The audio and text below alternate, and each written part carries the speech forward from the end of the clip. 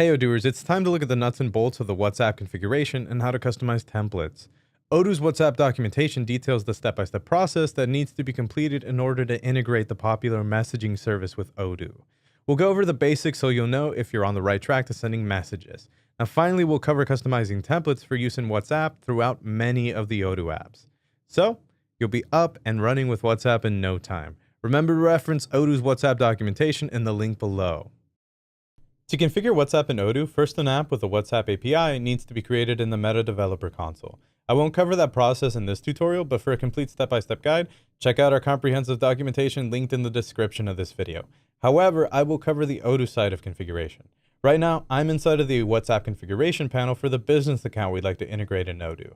Now, there are 5 fields under the Sending Messages section over here that need to be input into Odoo from the Meta application. These include phone number ID, access token, app ID, account ID, and app secrets, which is a secret. After copying these fields from the Meta console to Odoo, the test connection button is ready to be pressed. No Odoopsies today. You know why? Because we received a green confirmation notification acknowledging that our Odoo WhatsApp configuration is correct. Now, if we scroll down, because these values sync correctly with Meta, a couple other values populated in Odoo. These are the callback URL and the webhook verify token. Now, what are those? They're basically keys that will be entered into the Meta Developer Console to set up webhooks or pathways for return messages into the Odoo database. But for more information on that, and for setting up the API for use with Odoo, visit developers.facebook.com or odoo.com/documentation. And lastly, we see a section towards the bottom of the WhatsApp Business Accounts configuration page, and this is called Control over here. Here, we can specify which users will be notified of responses. Automatically, whoever created the configuration will show up here, but we can also add users, such as me adding myself over there. Now, it should be noted that if a message using a template hasn't been sent within 15 days, then all of the users that are listed here will be notified when the customer sends a message. Otherwise, just the user who sent the most recent template will be notified. And that's it for the WhatsApp configuration page. Remember to check out odoo.com/documentation for specific configuration procedures for Meta. One last thing to note is that in some cases, companies may have multiple accounts configured in Odoo. For example, help desk team, sales team, or hiring team. All right, let's move on to configuring templates for WhatsApp messages. WhatsApp templates are an important part of the WhatsApp platform, and Odoo comes pre-configured with many useful templates to send messages out of box. However, there may be a time when a company may want to configure their own templates for use throughout the database. In these cases, an administrator would actually navigate to the templates menu over here and select New. But we're going to open up one that we've already set up. So we're going to open up Invoice. So here we have the invoice template form, which is used when an invoice is sent to the customer for a confirmed sales order. Now the template contains dynamic placeholders as well as variables. Dynamic templates allow messages to reference specific data that is unique to customers and clients within the database. For example, a payment link or a customer name can be inserted into the final message. All right, enough chit chat. Let's get started on the template breakdown. To start out, we have the name at the top of the template. Now, every single template will need a WhatsApp business account associated with it. For example, this template has the test account associated with it. Now, this allows for that particular account to send messages using this template. Following this are 2 very important fields, applies to and the phone field that we have right there. Now, the applies to field refers to the model that this template will be used on. This is important because the dynamic fields in this template will reference model data that is available only within this model. Now, the applies to field needs to be set in order for the template to link that model. Now, models inside of Odoo are predefined in the backend code, but the database administrator can locate them in Odoo prior to setting them in this template. Now, models can be located in Odoo by entering developer mode, and then hovering a field where the unique data lives. For example, hovering over the customer name on a contact form. Once you do that, an info display box will appear where the model will be listed.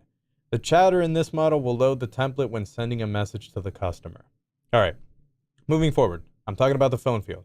Now, this should always be set to either phone or mobile. This field refers to the phone number listed in the model. I want to make a quick note that this number must be a WhatsApp number. Now, up next, we have category, which we can be set to marketing, authentication, or in our case, we're going to select utility, and I'm going to explain why right now. Now, this pertains to the subject or category of the template. Since this template is referencing a specific customer transaction, we are going to use the utility category. Now, finally, we can also specify which users can utilize this template. If it's left blank, all users on Odoo can basically use this template. So On the right side, now that we're moving forward, is the technical name of the template, as well as the language that it's in. Now these can be set during the initial creation of the template. And up next, we have the header type. And in our case, it can actually include a static header attachment and even a footer message onto the template. So let's start with the header type. We have the options to set it to text. We also have the options for images. We also have the options for video. I'm just going through these for you. Documents, location, spooky. Now, I'm going to set it back to image. Now, this is basically what will appear above the message. So here is an example of an image header.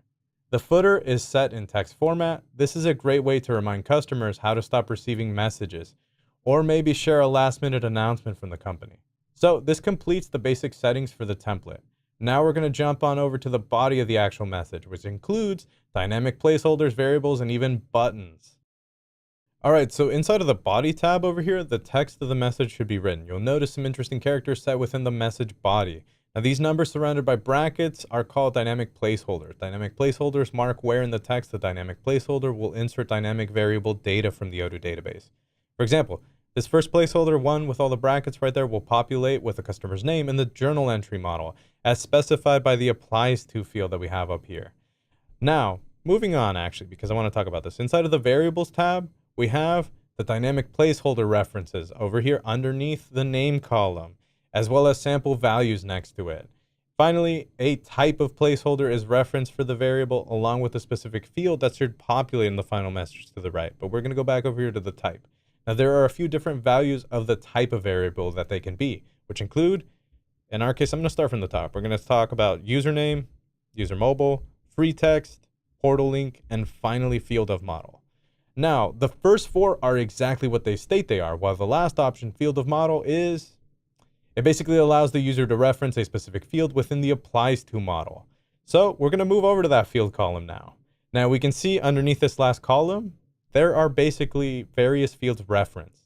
And that's so that the finished product specifies unique values for the partner's name, the specific invoice number, what company the invoice belongs to, a total invoiced amount with currency, and lastly, even a portal link is possible.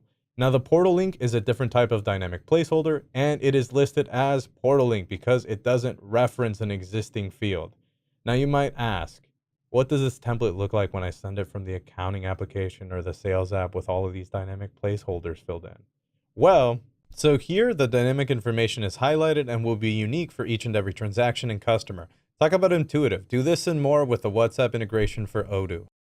So moving back over here to the buttons tab, and then we click add a line, we have a few options that we can choose from. We can select quick reply, call number, and visit website over there. Now the configurations for each type can be set to the right of the type column.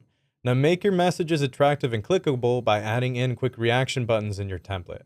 Buttons simply appear below the message for a one-tap quick reply back over to the database. And here's how they appear inside of the WhatsApp message. Now, after all the necessary information is input into this template, it needs to be submitted to Meta for approval. But first, we got to preview it. Everything looks good on our end, so we're going to close this out. And I'd like to talk about one more button, and that's the Allow Multi button over here. This basically removes or adds the template from the action menu to send in bulk. Now that we're done, we just hit Submit for approval, and we're on our way. It's sent to Zuckerberg basically so that he could send us back an email letting us know it's ready to go and it's approved.